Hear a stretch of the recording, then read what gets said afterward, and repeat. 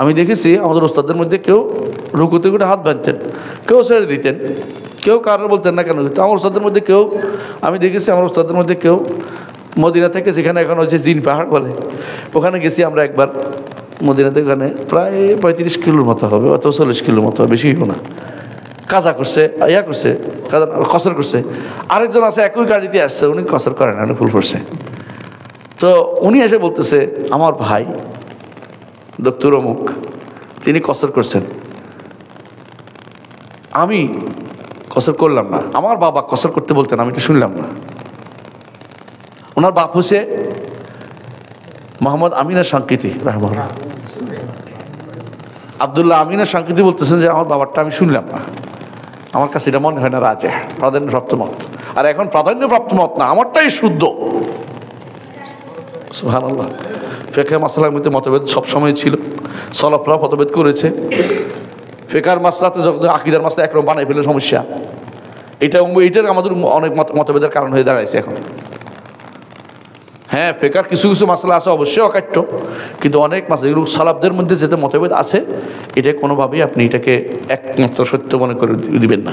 আপনার কথার বাইরে একটা হক হইতে পারে, হতে পারে, হতে পারে, যেহেতু আপনি তার উপরে কঠোর হবেন না। আপনি বলেন যে আমাকে দলিল বেশি আসতে হলে বুঝান, সে হয়তো বুঝে নিতে পারে, কিন্তু না ওইটা নামাজে হয় না, এটা করতে পারেন না। যারা ওজুর পরে 4টা বলছে, তাই না, অথবা 5টা বলছে, অথবা 6টা বলছে, যারা 8টা বলে, এখন যে সে কি এর পিছনে নামাজ পড়বে কি পড়বে না? এটা ফরজ বাদ দিছে, নামাজ কেমনে পড়লো রে? হ্যাঁ, ও তো ফরজ বাদ দিছে। যারা বলে নাকে পানি দেওয়া ফরজ ওজুর মধ্যে, তাই না, বলে না? এখন অন্যরা বলে যে নাকে পানি দেওয়া ফরজ না, কেউ গেলে বিসমিল্লাহ বলা ফরজ বলছে, কেউ এখন তো বিসমিল্লাহ বলে নাই। হ্যাঁ, তাহলে কি নামাজ হয় নাই ওর পিছনে? এত বড় জায়গা, ফরজের জায়গাতে, যেখানে মতভেদ হওয়ার পরেও উম্মতে মুসলিমা কোনোদিনই বলে নাই যে ওর এর কারণে নামাজ হবে না। তাহলে আপনি নফল নিয়ে ঝগড়া করে কেন তিনি ওইটা বসলেন না, বসলে উঠলেন না, উঠে সরাসরি উঠে গেলেন কেন? হ্যাঁ, তার পিছনে না, তাই তো সুন্নত ফুটতেছে না, এটা কইলেই পাইছেন নাকি? শরীর যেখানে ছাড় আছে ছাড় নেন, নিজের মন মতো বাড়াবাড়ি করবেন না। বাড়াবাড়ির জায়গা এখানে নয়, ফিকহের মাসলাতে নয়। ফিকহের মাসলা যে মতভেদ আছে সালাফদের থেকে আসছে, সেখানে বাড়াবাড়ি করা যায় না। বৈঠক থেকে সালাতে উঠার সময় হাত রুটি বানানোর মতো করে উঠে ভর দেওয়া একটি বিলুপ্ত সুন্নাহ। কথাটি সঠিক? সঠিক না, সঠিক না, হাদিসটা দুর্বল, হাদিসটা দুর্বল। কথা কি বলছি? দুর্বল। যত জন সহি বলতে ঠিক বলে নাই, দুর্বল হাদিস। পরীক্ষিত, আমার কাছে পরীক্ষিত আমি আলোচনা করছি, লম্বা আলোচনা মানে লম্বা গবেষণা করছি, শুধু এটাকে বিলুপ্ত সুন্নাহ বানানো ঠিক না। এই জন্য উঠবেন কি করে? তালুর উপরে, এইটা হলো। আর যেখানে উঠতে না পারেন, মানে উঠতে পারেন স্বাভাবিক, তো এটা দেওয়া জরুরি না, প্রয়োজনের সুন্নত এটা, প্রয়োজন, বুঝছেন? মানে দরকার, উঠতে পারতেছেন না, তখন আপনার এমনি উঠবেন। আর এটা দিছে ইবনে ওমর যেটা বর্ণনা আপনি পাইছেন, তিনি কোনো কারণে হয়তো এমনি দিছে, তো এটা আপনি বিলুপ্ত সুন্নাহ, উনি কি বলছে যে এটা আমার বিলুপ্ত সুন্নাহ দিলে বলছে, বলে নাই। তো আপনি ওইটা দেখছেন, একজনেরটা দেখে আলোচনা করেন, অন্যরা হাত দিয়ে উঠছে, এটা দেখেন আলোচনা করেন না কেন?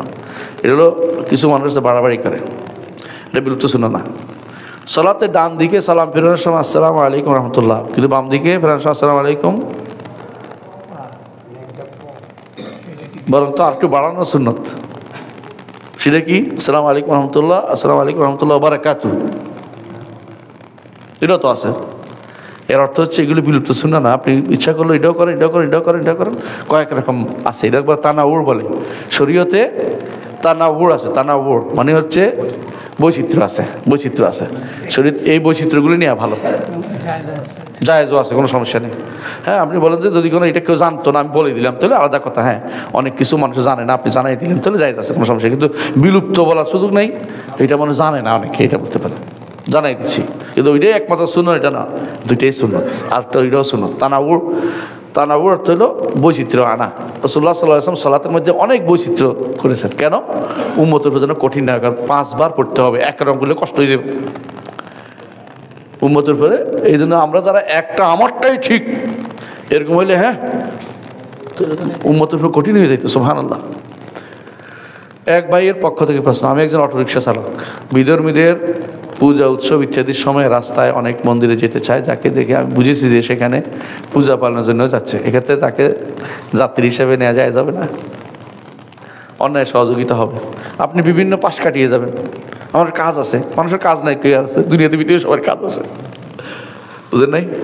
বলবেন যে আমার কাজ আছে, কোনোভাবেই সহযোগিতা করতে পারবেন না।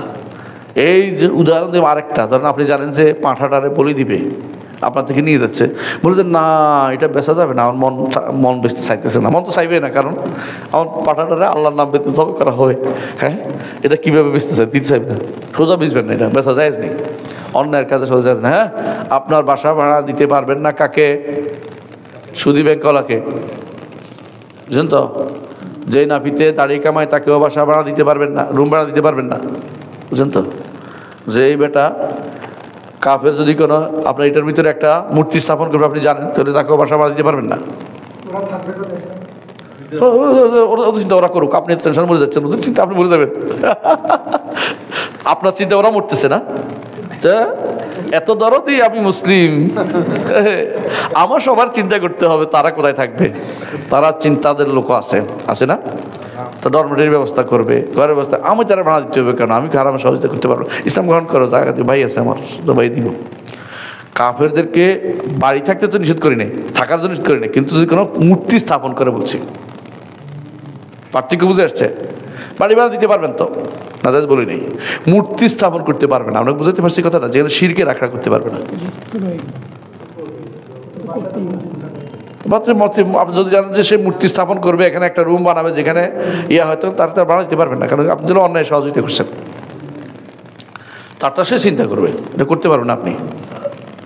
আমিও আমার স্ত্রী আলাদা থাকি, আমার বাড়িতে ও, সে তার বাড়ি থাকে, হ্যাঁ, এই অবস্থায় সে আমার বাড়িতে অথবা আমি তার বাড়িতে গেলে কি সালাত কসর হবে? আমাদের দূরত্ব সাভার থেকে মিরপুর, স্বামী যেখানে স্ত্রী সেখানে থাকতে বাধ্য। যদি কোনো কারণে না থাকে, যদি কোনো কারণ না থাকে, তাহলে স্ত্রী স্বামীর বাড়িতে আসলে কোনো কাসর করবে না, স্ত্রী স্বামীর বাড়িতে আসলে কোনো কসর করবে না, কারণ স্বামীর বাড়ি নিজের বাড়ি। আর বেটা যদি শ্বশুর বাড়িতে যায়, শ্বশুর বাড়ি দেখুন তো, তাহলে কি করবে? যদি কসরের দূরত্ব হয় কসর করবে। কিন্তু আপনি যেটা বলেছেন সাভার আর মিরপুর, এটা আমাদের দেশের গরিব কিছু ফতোয়াবাদ আছে না, ওদের ফতোয়া, এগুলো গ্রহণ করা যাবে না।